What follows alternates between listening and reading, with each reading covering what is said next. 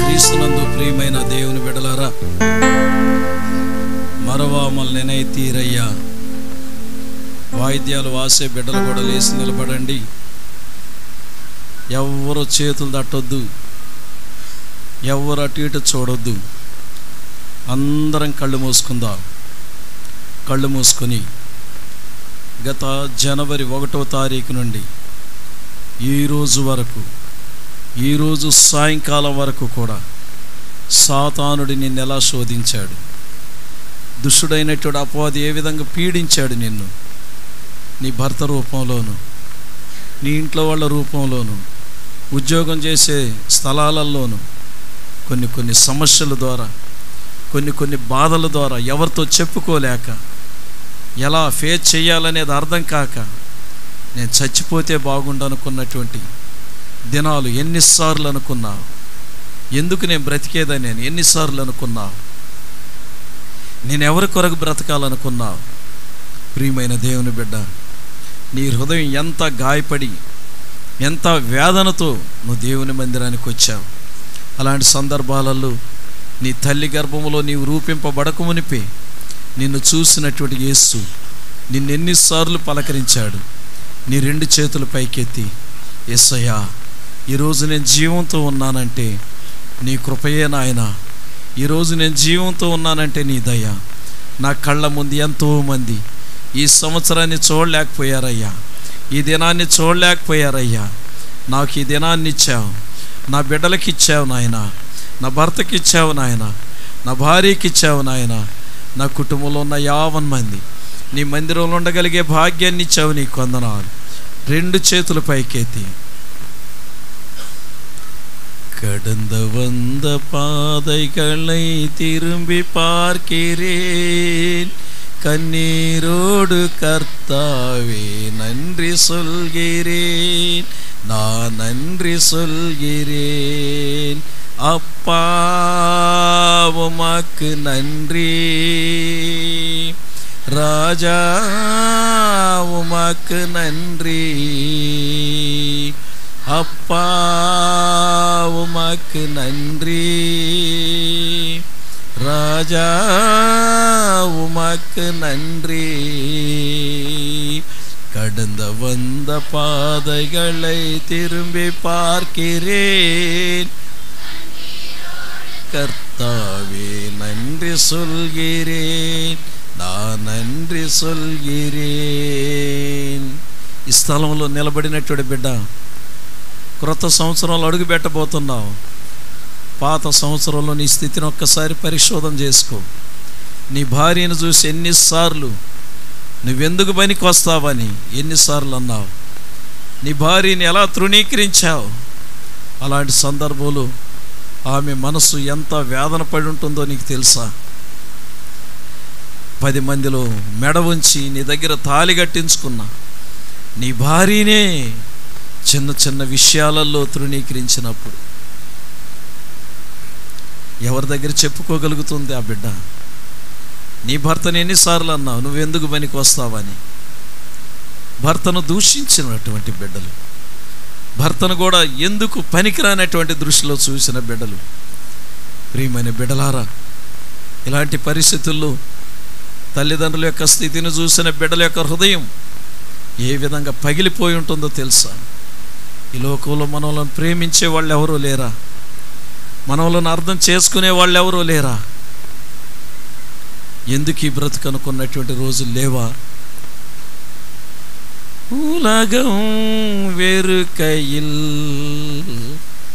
நீரோ அணைக்கிறீர், உலகம் வெறுக்கையில் நீரோ அணைக்கிறீர், உமது அணைப்பிலே அந்த வெறுப்பை மறக்கின்றேன்,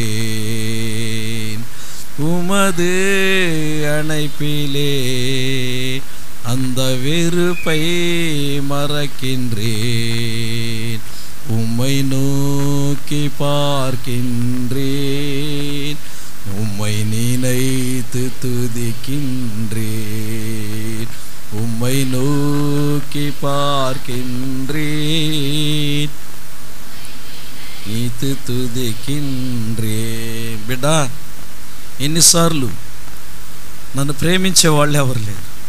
ఇంట్లో నేను ఎంత సేకరి చేస్తున్నా, ఇంట్లో నేను ఎంత సేవ చేస్తున్నా, నేనెవరికి పనికి రాలేదా, నేను వేదనతో బాధతో ఇక్కడికి వచ్చినప్పుడు నిన్ను ప్రేమిస్తున్న యేసయ్య, నీ కొరకు కల్వారిగిరి శిలువలో ప్రాణం ఇచ్చిన యేసయ్య, నువ్వు బాధపడడం చూసి, నువ్వు దుఃఖపడడం చూసి నీ దగ్గరకు వచ్చి నీ ముందు నిలబడి నీతో పాటు కన్నీరు కార్చినటువంటి యేసు ఇప్పుడు కూడా నీ ముందే నిలబడి ఉన్నాడు, ఇప్పుడు కూడా నీ ముందే నిలబడి ఉన్నాడు, ఇప్పుడు కూడా నీ ముందే నిలబడి ఉన్నాడు ఆయన. చేతులు దడి దేవుని నామమున మహిమపరుద్దాం, చేతులు దడి దేవుని నామమున మహిమపరుద్దాం.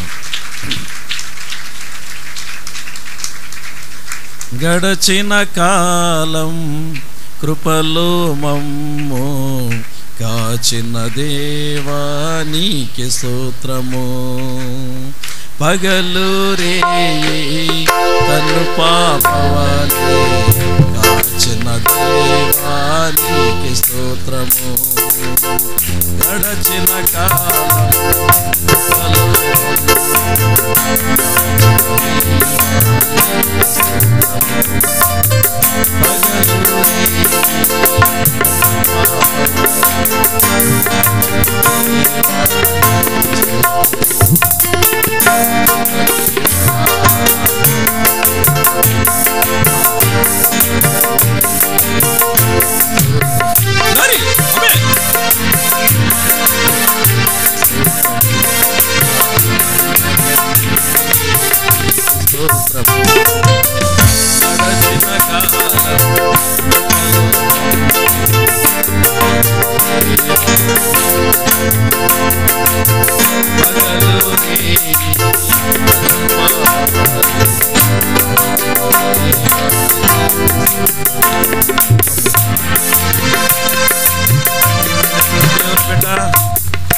అవునా కాదా, అవునా కాదా, అవునా కాదా? అవును. దీనికి ముందుగా మన మధ్యలో దుఃఖంతో బాధతో ఉన్న బిడ్డలు కూడా ఉన్నారు. అలాంటి వారిని కూడా మనం జ్ఞాపకం చేసుకోవాలి. ఈ సంవత్సరం దుఃఖ సాగరంలో ఉన్నటువంటి కుటుంబాలను జ్ఞాపకం చేసుకుందాం. వాళ్ళ నిమిత్తమై ఒక్కసారి 2 చేతులు పైకెత్తి మనం ప్రార్థన చేద్దాం. సహోదరుడు విజయ్ కుమార్ క్లుప్తంగా ప్రార్థన చేస్తాడు. దుఃఖ సాగరంలో ఉన్నటువంటి కుటుంబాలు, సహోదరి కృప అనగా మాణిక్యమ్మ యొక్క కుమార్తె అడివమ్మ గారు అయితే ఏమి, కృపావతి అయితే ఏమి, మోజస్ కుటుంబం అయితే ఏమి, ఇంకా మరి బి మరియమ్మ గారి కుటుంబం అయితే ఏమి, ఈ రీతిగా దగ్గర 6 కుటుంబాలు ఉన్నాయి కనుక ఆ కుటుంబాలను బట్టి ప్రార్థన చేస్తాడు సహోదరుడు. ஸ்தோத்திரம் ஆண்டவரே, அன்பின் தகப்பனே நன்றோடு கூட துதிக்கிறோம், ஸ்தோத்திரிக்கிறோம் அப்பா. ஆண்டவரே, இந்த வேலையிலே ஆண்டப்பா சொல்லப்பட்ட ஆண்டவரே அந்த ஆண்டவரே அனௌன்ஸ்மெண்ட்டுக்காக நாங்கள் செபிக்கிறோம். ஆண்டவரே, இந்த புது வருடத்தில் நாங்கள் காலடியை வைத்து போகிற நேரத்தில் ஆண்டவரே தங்களுடைய உறவுகளை இழந்த ஆண்டவரே இந்த 6 குடும்பங்கள் அப்பா புது வருடத்திலே ஆண்டவரே தங்கள் உறவுகளை இழந்து தனியாக ஆண்டவரே தவிக்கப்பட்ட நிலையிலே அப்பா புது வருடத்தில் காலடி வைக்க போகிறார்கள். ஆனாலும் தேவனே, இந்த வாழ்க்கை நிரந்தரமானது அல்ல என்று எங்களுக்கு தெரியும். அது நிதர்சனமான உண்மையாக இருக்கிறதப்பா. ஆகிலும் ஆண்டவரே அவர்களுக்கு மன ஆறுதலையும் மன தேர்ச்சியும் ஆண்டவரே நீ கொடுத்து, மன முதிர்ச்சியும் கொடுத்து, விசுவாசித்தால் தேவன மகிமை காண்பா என்ற வார்த்தையின்படியாக அந்த 6 குடும்பங்களுக்கும் நாங்கள் ஆறுதல் ஆண்டவரே உண்டாகட்டும் என்று நாங்கள் செபிக்கிறோம் அப்பா. ஆண்டவரே, நிச்சயமாய் மறுமையிலே நாங்கள் யாவரும் தேவதூதர்களை போல ஆண்டவரே அங்கே உம்முடைய சமூகத்தை நாங்கள் காணப்படுவோம் என்று நாங்கள் விசுவாசிக்கிறோம். இந்த பொது வருடத்தில் ஆண்டவரே கூடுகிற இந்த சபையானது ஆண்டவரே அப்படியாக உம்முடைய ஆண்டவரே வருகையிலே எடுத்துக்கொள்ளப்பட வேண்டும் என்று நாங்கள் விரும்புகிறோம். அதற்கான தகுதிகளை எங்களுக்கு கொடுத்து எங்களை ஆண்டவரே உம்முடைய ஆவியினால் நிரப்பி ஆண்டவரே அந்த குடும்பங்களுக்கும் ஆறுதலை கொடுத்து புது வருடத்தை நாங்கள் சந்தோஷமாய் கடந்து போக கர்த்தர் உதவி செய்யும்படியாய் இயேசுவின் நாமத்தில் ஒப்பு கொடுத்து ஜெபிக்கிறோம் ஜீவனுள்ள பிதாவே. ఆమేన్. అందరం కూర్చుందాం.